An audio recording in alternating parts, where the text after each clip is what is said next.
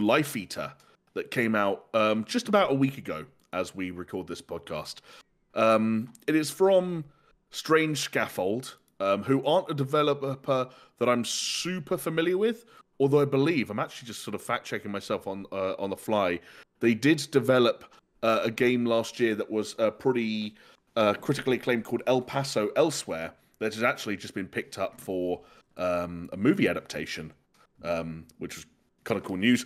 But yes, Life Eater is their new game. And Jonesy, I wonder if this might pique your interest if I told you that Strange Scaffold themselves on Steam, on their Steam page, described the game as a horror fantasy kidnapping simulator. Interesting. Yeah. Okay.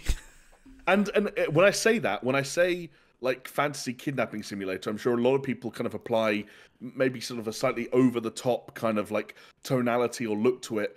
But no, that like it is a really kind of rather dark and occasionally uncomfortable like kidnapping simulator where I'm thinking of play. a game that was cancelled and removed from the Steam store because it was too far down that route, and that we've maybe shouldn't be mentioned, but I'm hoping it's not as dark as that. Well, see, this is the thing. I think there's always going to be conversations around these kinds of games, and how they handle that sort of that material. Are you the kidnappee or the kidnapper? You're the kidnapper. Oh, okay, right. So basically, you are playing as an unnamed man, or at least unnamed to the point that I'm at in the game, who. And again, the game is sort of like very intentionally obscure with some of its information that it doles out, leaving some of the plot points to the player's imagination. But the game presents a character who, either literally in a fantastical sense, or because he's got some kind of like mental health issues, like maybe he's got schizophrenia. Again, it's very open-ended. Believes that he is in touch with or has been chosen by an evil kind of like a demon, like an overlord that has the power to bring about the apocalypse and end the world, and that it is his responsibility to every year abduct and ritually sacrifice and murder an unsuspecting person to appease this. This is like full on paranoid schizophrenia sort of. Well, and again, so I think that's probably why they describe themselves as a horror fantasy kidnapping simulator. But when you play the game, it very much presents as, no, this is a character who, as you said, has like suffers from some kind of schizophrenia and has manifested or created this evil overlord that can bring about the apocalypse as an outlet for their abductions and murders. But then, like, we've talked about this recently with Hellblade and Hellblade 2 Senua's Saga. Like, that is actually quite, I suppose, depending on how you deal with it, but can be very interesting grounds for games to go into. So absolutely. Yeah. And like something that it doesn't feel like it's explored very often with a lot of maturity, because it's so easy. Again, it all depends on the perspective you take. And like, do you remember a game called I think it was called Hatred a couple of years ago? Oh, that was like an isometric shooter that was basically, had a kind of interesting black and white or sort of monochromatic look, but was basically like, one guy decides, I hate this world and I hate everyone on it, so I'm going to pick up an AR and run around the streets and go postal. Right. But with none of the sense of humor or, kind of nuance. That's a weird word to use about the Postal series, but you know what I mean. Yeah, I get none of like, yeah. I don't want to get another Postal, right? It's a weird series. So Life Eater is not a game that kind of like. It sounds weird to say this as a way of defending the game, but it's not a game that focuses on like the violent acts themselves or committing the acts of violence. You don't directly control any of the abductions or the murders. Right. It instead focuses on the kidnapping simulator part of things. This is a game, ostensibly a puzzle game, about studying people's routines, determining who to kidnap and when and sometimes how, and then also learning enough about their lives so that you can perform the ritual sacrifice at the end to the tune of your master. See, you know what's worrying to me is we've spoken before about the fact that I've really liked the idea and wanted to play for a long time a Sims style like look from like that sort of isometric top-down look, serial killer simulator, where you get to pick the type of serial killer you are and how you find your victims and stuff. Like, I've always thought that'd be like an intriguing game, and this kind of sounds like it might be in a similar vein.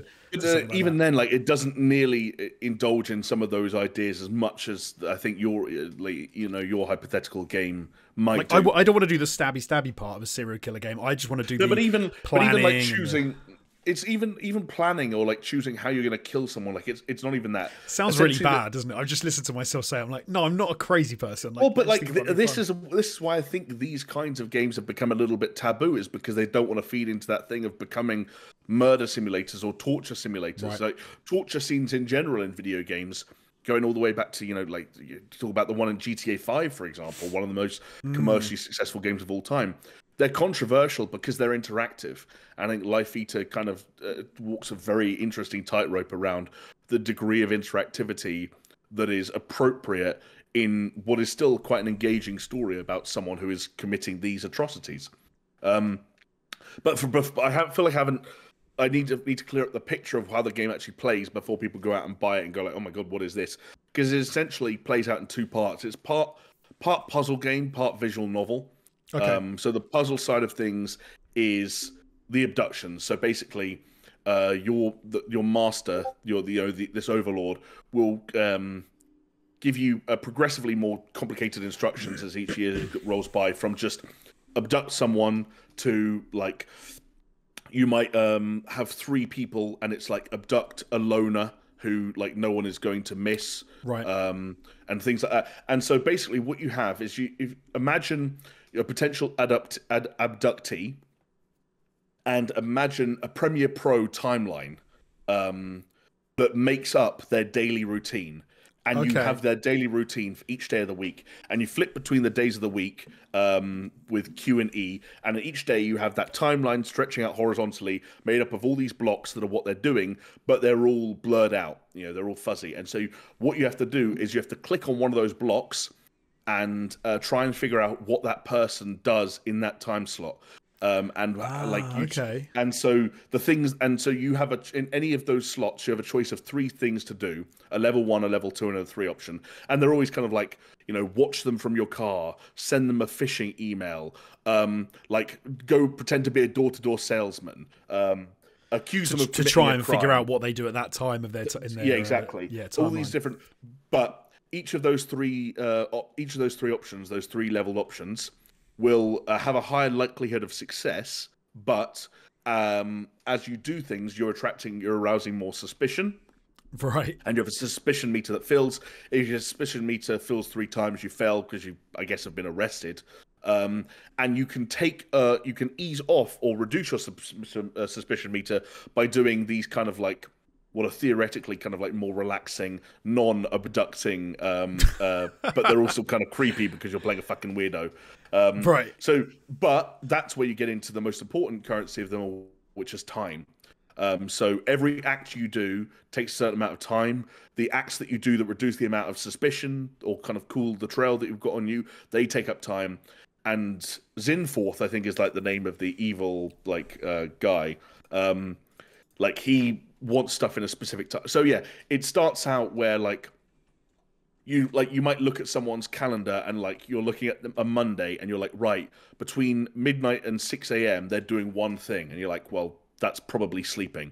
And so you might spy on them, find out that they're sleeping, and assuming they have a regular sleeping pattern, it will fill that out for the rest of the days. So you then have to find out as much as you can about these people, sometimes to then complete another puzzle layer on top of that. Like the example I gave is, there's one that I've done where you're trying to find out about 3 people at the same time, and your job is to abduct the one that is a loner. So you'll find out like if they do things alone or if they do things armed or unarmed. And then what that process is you find out enough about someone and abducting the right target or targets in a certain amount of time. And assuming you do that correctly, you then go on to another mini puzzle, which is the essentially the ritual sacrifice part of things, where all their internal organs are splayed out in front of you, and there are a number of set rules that you need to abide by to please your master. So it's like if they have kids, break ribs 1, 3, and 17. If they have black hair, remove the left lung. And sounds like really weird Christmas games with the family. Like kind of, it's like a mixture of like Operation, but also it's like a memory test. And did you learn enough about them or remember enough about them to please? And then once you do that, then you successfully sacrifice them, and then you get these interstitial, like I said earlier, these visual novel bits, which are basically just like stills with, but with voice acting over the top. That kind of flesh out the game's story. Most of the story, and this isn't a spoiler because it happens almost immediately, most of the story revolves around the protagonist, the guy you're playing as, abducting someone who is a witness to his process, but not wanting to kill him because he wasn't one of the and so basically keeping him in a cage in his basement and having this like horrible dilemma of like, I believe what I'm doing for a good reason. I believe that I'm saving the world by abducting and killing these people, but I've got this guy that I'm having to keep alive in my basement who's like judging me and like doesn't understand what I'm doing and thinks I'm crazy.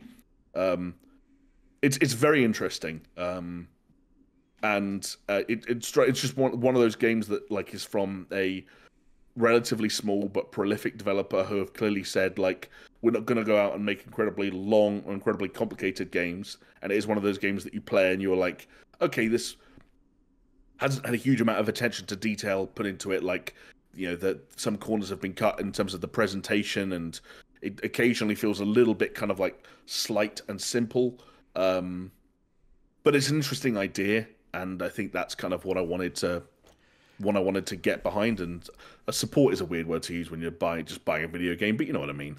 No, I know. Yeah, I know exactly what you mean. I think as well, it's gaming. The beauty of gaming is one of those things where there's space for everything, right? There's space for every genre, every type of game, Absolutely. from the indie to the quadruple A. Yeah, and like, and if like, if I don't know, if the history of film and the history of cinema can be filled with like Anthony Hopkins as Hannibal Lecter and like Kevin Spacey in Seven and stuff like that, like all these really like sick, like fucked up characters, like, and that are almost celebrated in a weird way. I know we have to be careful with that in video games because of interactivity, but it is interesting to be like, talk to someone and be like, yeah, I've been playing a horror kidnapping simulator. You play as a dude who abducts and murders people, and they go, oh my god. But it's like, no, that I think there is an interesting way to have a reasonable and interesting and like not childish or kind of like an I think there's a way to have a conversation about that kind of game and games that exist within that genre without getting into kind of the hatred territory where it's doing it for attention or for whatever reason. I think you'd say that to the person like at work, well, not anymore, but over the water cooler back in the day, and you'd be like, I'm playing this game, and they'd be like, oh, you're sick, and you're like, isn't your favourite show Dexter? And they'll be like, yeah, what of it? Right, like, exactly, yeah. Well, hey, there you go, Life Eater. I'll have to have a look and check that out. Sounds interesting.